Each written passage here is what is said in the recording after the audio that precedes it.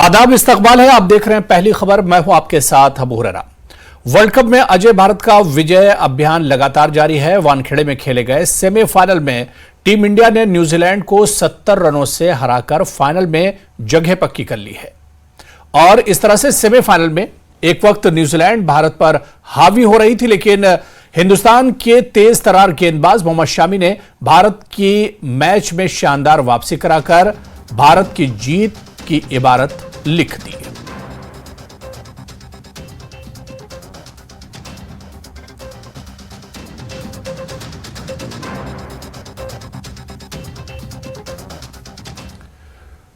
खबर और पुंछ से है, जहां के सुरनकोट में संदिग्ध ब्लास्ट हुआ है। यहां बस स्टैंड के पास एक मंदिर के पीछे संदिग्ध विस्फोट हुआ है। ब्लास्ट के बाद हुए नुकसान को आप इन तस्वीरों के जरिए भी देख सकते हैं।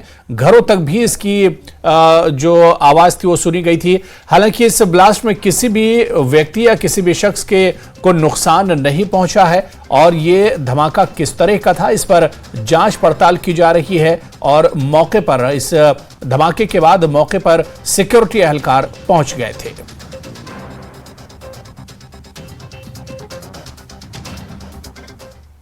बात डोडा हादसे की करेंगे। सड़क हादसे में 35 से ज्यादा अफराद जाँ बहक हुए हैं, मुतादिद जख्मी हैं। जख्मियों को जीएमसी जम्मू मुंतकिल किया गया, जहां बाद में 2 और जख्मियों ने जख्मों की ताब न लाकर दम तोड़ दिया। हादसे में हलाकतों की तादाद बढ़कर 39 हो गई है। हादसे में कई जख्मियों की हालत तशवीशनाक बनी हुई है, जिसकी वजह से हलाकतों की तादाद में इजाफा हो सकता है। लोगों का कहना है कि सरकार और ट्रैफिक महकमे को गाड़ियों के साथ साथ ड्राइवरों की फिटनेस को भी चेक करना चाहिए। मुतालिका महकमे की अदम तवज्जोही के सबब इस तरह के आए रोज हादसा पेश आ रहे हैं, जिनमें कई अफराद की जानें चली जाती हैं। लोगों का कहना है कि गैर जिम्मेदारी दिखाने वाले ट्रांसपोर्टर्स पर सख्त कार्रवाई करनी चाहिए, ताकि आइंदा इस तरह के हादसा रूनुमा ना हो। उधर वज़ीर-ए-आज़म नरेंद्र मोदी ने ट्वीट करके डोडा हादसे पर दुख का इजहार किया है। उन्होंने अपने ट्वीट में लिखा कि जम्मू कश्मीर के डोडा में बस हादसा काफी अफसोसनाक है। उन्होंने खानदानों से ताज़ियत की। उन्होंने अपने करीबी और अजीजों को इस हादसे में खो दिया। मेरी दुआ है कि जख्मी जल्द सेहतयाब हों। उन्होंने मरने वालों के अहले खाना को PMNRIF एक्स ग्रेशिया से 2 लाख रुपये और जख्मियों को 50,000 रुपये दिए जाएंगे।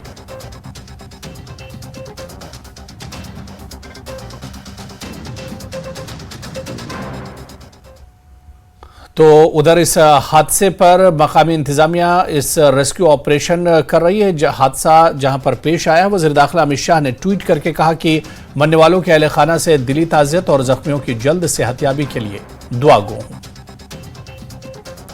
तो उधर जम्मू कश्मीर के लेफ्टिनेंट गवर्नर मनोज सिन्हा ने भी डोडा हादसे पर दुख का इजहार किया। उन्होंने ट्वीट करके हादसे मुतासिरीन के साथ ताज़ियत की। उन्होंने कहा कि हादसा मुतासिरीन को एक्स ग्रेशिया फराहम किया जाएगा। मरकजी वजीर डॉक्टर जितेंद्र सिंह ने डोडा हादसे पर दुख जाहिर किया। उन्होंने ट्वीट में लिखा कि हादसे के मकाम से डीसी से अपडेट शेयर करते हुए दुख हुआ है। बदकिस्मती से 35 से ज्यादा अफराद जाँ बहक और मुतादिद जख्मी हुए हैं, जिनमें से कई की हालत तशवीशनाक है।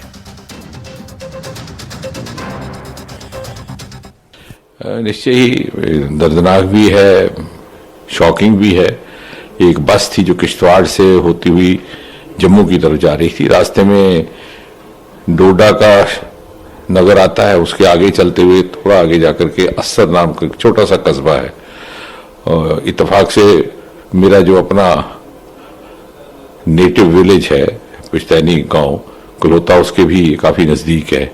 वहां पर इस बस की दुर्घटना हुई। लगभग 300 फुट नीचे ये खाई में गिर पड़ी और जैसी समाचार मिला, हमारे कार्यकर्ता भी और सामाजिक सेवक भी वहां पर उपस्थित हो गए। अपनी अपनी तरफ से जितना यथाशक्ति यथा योग्य रेस्क्यू और राहत की सेवाएं भी देने लग गए। कलेक्टर जो वहां के हैं हरविंदर सिंह, एक नौजवान होनहार IAS ऑफिसर है, उनके साथ मेरा उसी समय संपर्क हुआ। वो निकल चढ़ पड़े थे उस स्पॉट की तरफ। फिर स्पॉट पर पहुंचने के बाद निरंतर अभी भी वो हमारे साथ संपर्क में है। 36 लोगों ने अपनी जान खोई ऑन दी स्पॉट और 19 जो जख्मी हुए उनमें से 6 की हालत ज्यादा गंभीर है। कुछ को गवर्नमेंट मेडिकल कॉलेज अस्पताल डोडा में शिफ्ट किया गया है, कुछ को जम्मू करवाया जा रहा है। हर प्रकार की राहत सेवा दी जा रही है। प्रधानमंत्री श्री नरेंद्र मोदी जी ने भी अपना अफसोस जाहिर किया है। प्रधानमंत्री रिलीफ फंड से 2 लाख एक्स ग्रेशिया मृतकों के परिवारों को और 50,000 जख्मियों को भी देने का उन्होंने ऐलान किया है। लेकिन हम सब शोक की घड़ी में इस समय बिल्कुल इस तरह से एकदम हम we were taken by surprise, और निश्चय ही खोई हुई जान की कोई भरपाई तो नहीं हो सकती, लेकिन प्रशासन भी और समाज के लोग भी पूरी तरह से अपनी यथाशक्ति यथासंभव राहत कार्यों में लगे हुए हैं। तो उधर प्रियंका वाड्रा ने भी ट्वीट करके इस हादसे पर दुख जाहिर किया। उन्होंने ट्वीट में मरने वालों की आत्माओं के लिए शांति की दुआ की। प्रियंका ने सोगवार खानदानों से ताज़ियत का इजहार किया। उन्होंने लिखा कि मैं जख्मियों की जल्द सेहतयाबी के लिए दुआ गो हूं।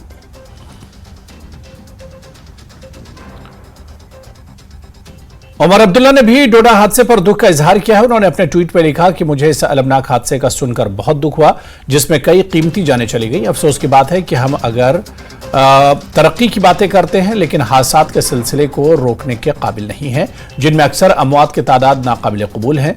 मेरा दिल मरने वालों के अहले खाना के साथ है और जख्मियों के लिए दुआ गो हूं।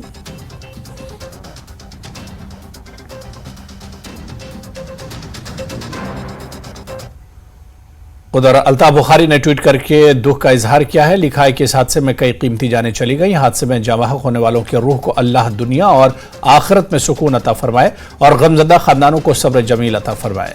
जख्मियों को जल्द सेहतयाबी की दुआ।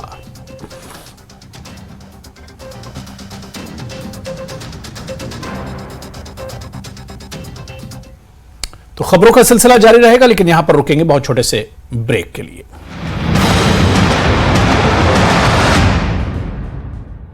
अफगानी सेब की आड़ में ईरानी सेब को किया जा रहा इंपोर्ट। महदूद वसाइल और माली तंगी के बावजूद कुलगाम की स्टूडेंट का कारनामा। एससी तबके की इशरत अशरफ ने स्किल इंडिया में के इवेंट में मैनेजमेंट में पहली पोजीशन की हासिल। हटमारा अनंतनाग के पवनजीत सिंह सोडी ने की भारत की नुमाइंदगी। पवनजीत ने Bharat Nepal mixed netball series के लिए जीता गोल्ड मेडल। उत्तराखंड की उत्तरकाशी टनल हादसे में 48 घंटे से लगातार रेस्क्यू जारी। प्रधानमंत्री मोदी ने मुख्यमंत्री धामी से ली पूरी जानकारी। केंद्रीय टीम के साथ बड़ी बड़ी मशीनों से रेस्क्यू का फाइनल स्टेज। नेता प्रतिपक्ष जयराम ठाकुर ने हिमाचल में विकास कार्यों के ठप होने का लगाया आरोप। सरकार को बंद पड़े विकास कार्यों को शुरू करने की अपील की। शिमला की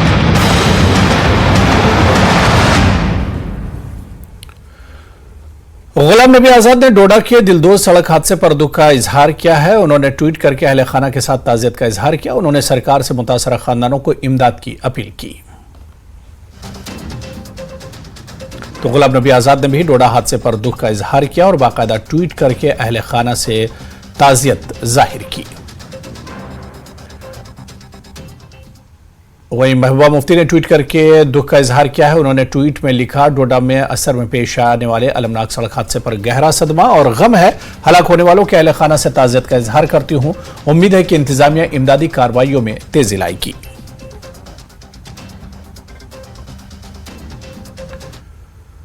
सीपीआईएम लीडर मोहम्मद यूसुफ तारिगामी ने डोडा में होने वाले अलमनाक हादसे पर गहरे सदमे का इजहार किया। उन्होंने ट्वीट करके लिखा कि इलाके में बार बार होने वाले हादसात फौरी तवज्जो के मुतकाजी हैं।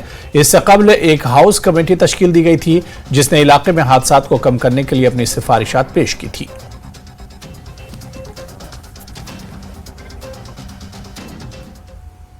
डोडा बस हादसे के बारे में जानकर बहुत दुख हुआ। ट्वीट करके कांग्रेस लीडर वकार रसूलवारी ने दुख का इजहार किया। लिखा कि मेरे जज्बात और दुआएं मुतासरा खानदानों के साथ हैं। जख्मियों के लिए सेहतयाबी की ख्वाहिश करता हूं और मरने वालों के अहले खाना से दिली ताज़ियत करता हूं।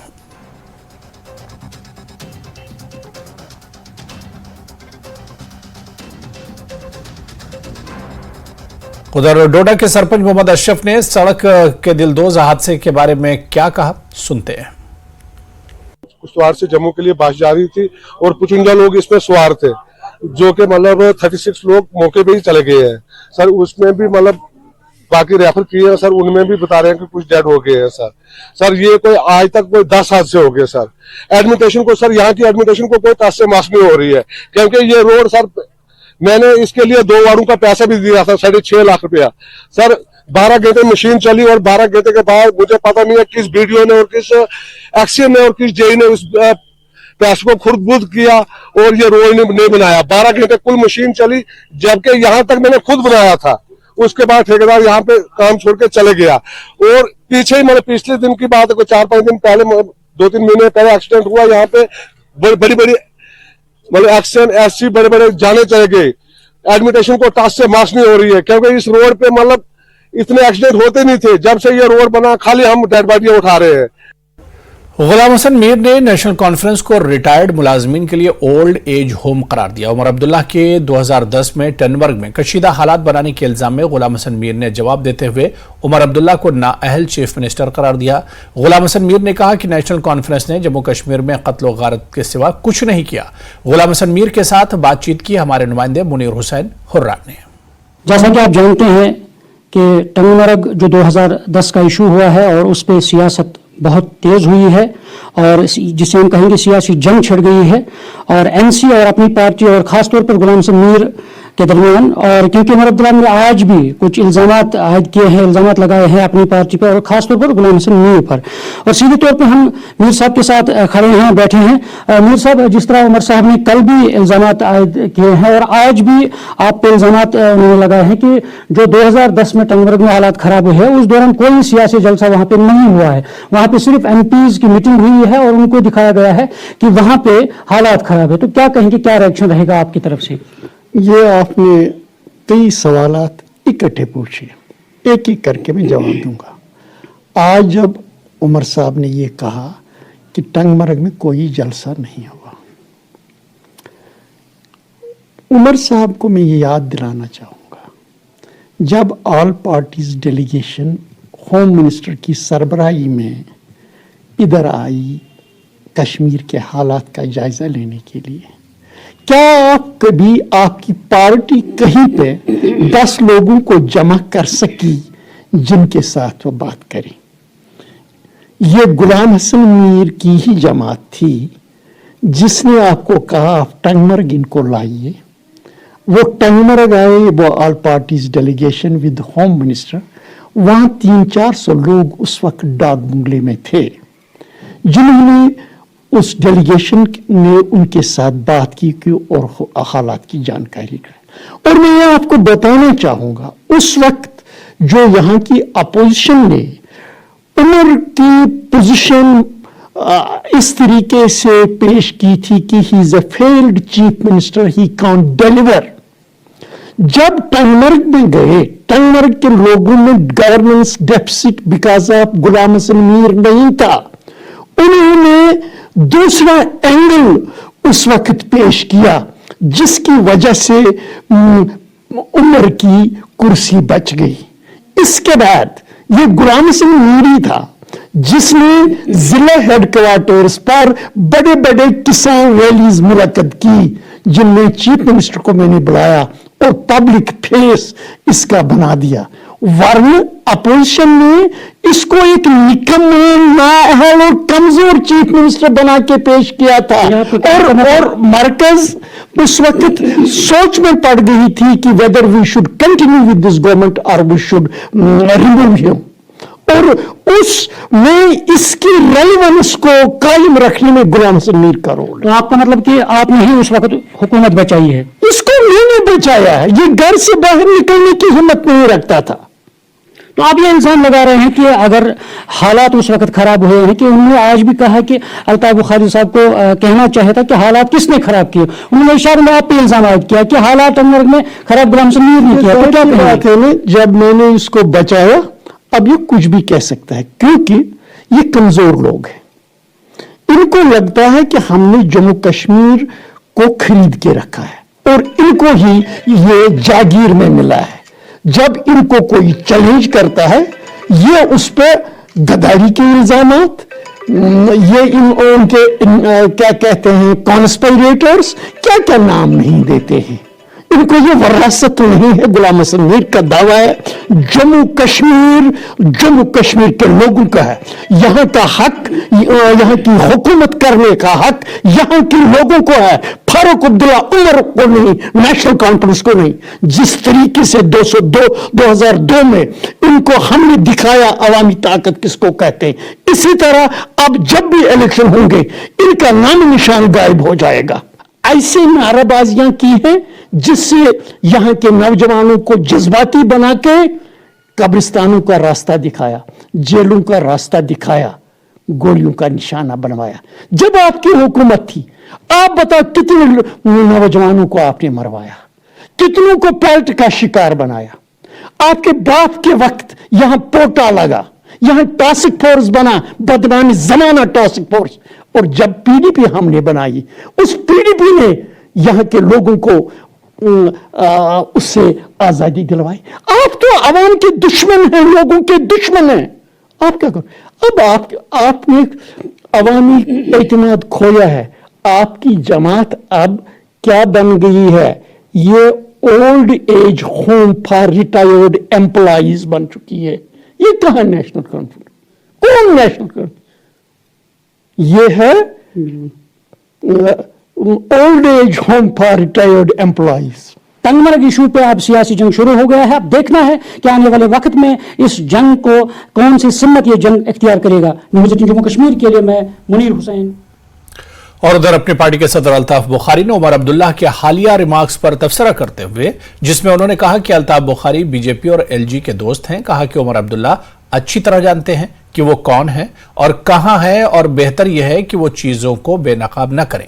इस बात पर तबसरा करते हुए कि तमाम सियासी जमातें मरकजी हुकूमत से मुतालबात मनवाने के लिए एक छत के नीचे क्यों नहीं आती, अल्ताफ ने कहा कि इन सियासी जमातों को आवाम से कोई सरोकार नहीं, वो सिर्फ इख्तिदार चाहती हैं। उन्होंने कहा कि इनकी पार्टी ने तमाम सियासी जमातों को इकट्ठा करने के लिए ऐसा अमल शुरू किया, लेकिन मफाद परस्त सियासतदानों ने इनकी कोशिशों को खतरे में डाल दिया। अल्ताफ बुखारी उड़ी के इलाके बोनियाद में वर्कर्स कन्वेंशन में शिरकत के बाद खिताब कर रहे थे। देखिए, मैं उमर साहब की बहुत इज्जत करता हूं, लेकिन उमर साहब को खुद मालूम है कि कौन कहां है, कहां कैसे है। कुछ चीज़ें होती हैं, कहते हैं ना, पर्दे में ही रहे तो अच्छा है। इसलिए मैं इतना ही उनको कहूँगा, उनसे बेहतर कौन जानता है वो कहाँ है, कौन कहाँ है। तो आपको जो लगता है, ये तो हमने तो पहल वही की। हम तो 2020 में निकले, 8 मार्च 2020 को इसीलिए निकले क्योंकि इन सब लोगों ने तो वो कहते हैं ना, चुप्पी साधी थी। ये तो कुछ बात करने को तैयार ही नहीं थे। अगर हम लोग नहीं निकलते तो आपकी यहाँ ये ज़मीनें जो थी ये बची नहीं होती। क्यों 370-35 ये तो हट गया था।